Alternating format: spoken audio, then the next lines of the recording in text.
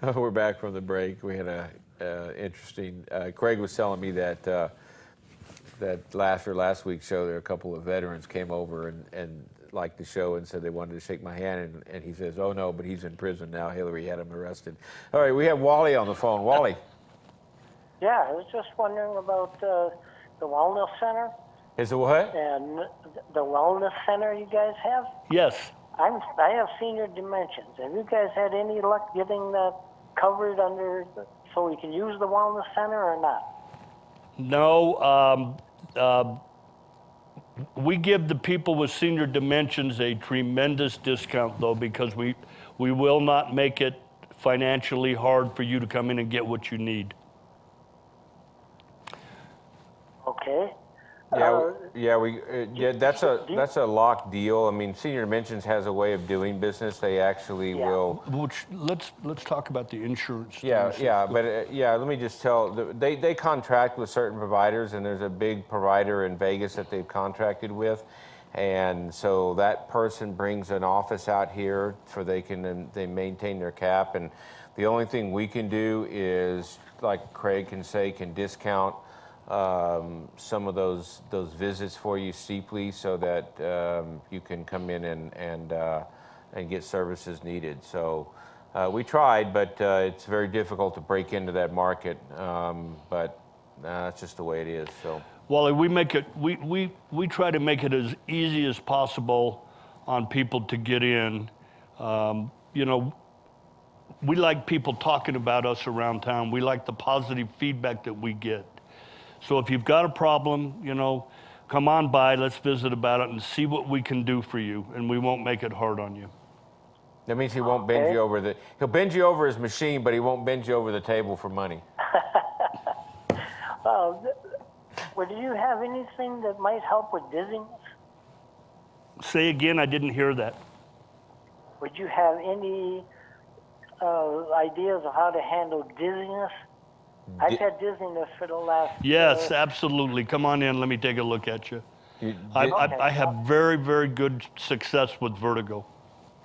Okay. Thank you very much. All right. Yeah, and Bye-bye. Yeah, vertigo is a lot of interesting things, and if it's based on neck-related issues, yeah, but if it's based on positional vertigo or benign positional vertigo or something like that, then medication might be very useful. So... But anyway, you were talking about insurance. I mean, you're getting kind of close to the open enrollment time. Yeah. And open enrollment is really important for Medicare-related people, Medicare HMO. Mm-hmm. That's the time that you can change your insurance provider, where you can go, if you signed up for a Medicare HMO, that's the time you can decide to leave and go back to Medicare as a straight Medicare. But here's the real nuts of the matter. When you turn 65, you are going to get inundated with every senior HMO, everything that's going to be calling you to try and get you to sign up for their plan. And you have to buyer beware. I think that's the thing, because you can sign up with an HMO, okay, but Medicare makes a secondary available to you at a one-time guarantee. The minute you take that guarantee and then you give it up to go back into a non-HMO, okay, you can't go back and forth. The second time you try and get a secondary policy, they don't have to take you. Mm-hmm. So you have to keep that in mind when you're switching in and out. Louis. Hi, Louis. Hey, Doc. Listen, I just took my blood pressure, and I get, when I tell people about blood pressure, they get all different views now. I just took it, and it was 153/89 with a 60 heart rate. Do I have long to go, or should I make plans, or what? Oh, that's a tough question, Louis. No, it isn't. I know, Louis. You got plenty of time left, Louis. You got plenty of time left. Yeah, you'll make some people squirm when your years are left here. But no, what'd you say was 153? Yeah, 153/89 with a 60 heart rate. Well, I like the 60 heart rate. The slower the heart rate, the actual better the filling time of your heart. Blood pressure actually drops. The the pulse pressure actually comes down the faster your heart rate is, because you have less filling time.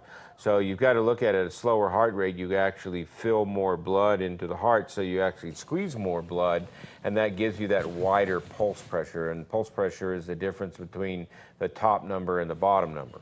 So 153 over 89, for the sake of arguments, say it's 154 over 90, okay, which is basically about a 63 millimeter pulse pressure. That's a little bit on the high side, but when you take into consideration... Louis is 5 days older than God. Okay. That when you take into consideration that 60 is because of heart rate of 60. Now, are you on any medication, Louis? No. All I take is vitamins, and once in a while good. I'll take like an aspirin or something like that. Yeah, and the systolic number is normal to be in the 145 to 150 range when you're over the age of 60 or 65. That's a normal blood pressure. You'd like to have a good head of pressure pushing blood through your body for organ perfusion. So if we can actually drop your blood pressure too low with medications, only in the sense that and the risk becomes more risk of falling, more risk of adverse events from controlling your blood pressure. Meaning the theory is that if you make it to age 65, you've beat somewhat of the actuarials, okay? But they say you only live 7 years after age 65 to 72. That's why all the annuities are based on a 7-year payout from 65 to 72. But that being said, when you have good health and you have no health issues, there should be no reason that you shouldn't, go much higher. But you don't want to drop your blood pressure too low with medications. And some people say that if you take medications and you don't have hypertension, they have no effect on your blood pressure at all. Well, my blood pressure basically fluctuates when I'm either calm or I get excited. Like when I'm sort of, like arguing and beefing with people, my blood pressure does go up. But when I go out walking with my wife and I take things easy, it goes back down. So I really don't think my blood pressure is like a medical thing. It's more like how I feel at that time, if I'm relaxed or if I'm excited. But it sounds like, from what you said, I'm going to be around a few years, and I appreciate that. And you guys have a good night, and you have a good program, and thanks a lot. Hey, Louis, where do we send the bill? Well, I'll tell you what, send it to Chicago. I got some friends of mine that'll take care of that, okay? Yeah, I'm going to send it to Hillary on your behalf. You guys have a good night. No, Thanks, Lou. It's very interesting about blood pressure in general, in that, that's one of the things. It's, can determine sympathetic tone. We were looking at that machine. But Louis pointed out about blood pressure is that you don't want to take your blood pressure after you eat. You don't want to take your blood pressure after you have an argument or you're uptight, or after exercise. Or 2 cups of coffee. 2 cups of coffee, exactly right. Your blood pressure is supposed to be high during that. So when you are sitting there relaxed and, having a good time, that's the time you want to check your blood pressure. That's what I want to see. That's the baseline that I strive for. If you tell me I got hypertension and I just ran 5 miles, or, I just, watched Fox News for an hour and got upset with all the liberal mess, then that's not a good time to check your blood pressure. It really isn't. And that's when you shouldn't check your blood. It's going to go up during that time. So cigarette smoking will also raise your blood pressure. It's a vasoconstrictor, nicotine. Yeah, nicotine is a very potent vasoconstrictor. And alcohol, more than 2 drinks will raise your blood pressure. So those are all the things you want to keep in mind when you're checking your blood pressure.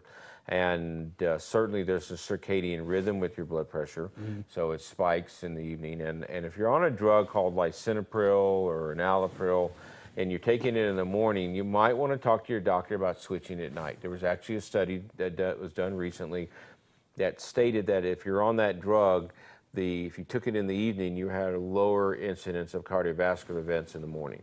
So I always tell my patients now to take the AR2 blockers, which there's a long list of them, or the ACE inhibitors in the nighttime, which is better for you than the daytime. I had one patient come in today that was actually taking lisinopril with a diuretic, and she was splitting it in half, and she was taking it in the morning and in the evening. Her blood pressure was low, but I looked at her and I said, well, I mean, I imagine you're pretty tired getting up all night going to the bathroom. And she looked at me like, yeah. And I said, come on, you're taking a water pill. You're taking a water pill before you go to bed. Of course you're going to get up all night and go to the bathroom. So you might want to be very careful about your medication. We got Louis back on. Yeah, did Louis come back or no? No, we just okay. left him on there. We left your name up on the screen, Louis, in honor of your call. So our producer forgot to take it back That on. was a good question, though, Lou. Thank you. Yeah, and always a good topic.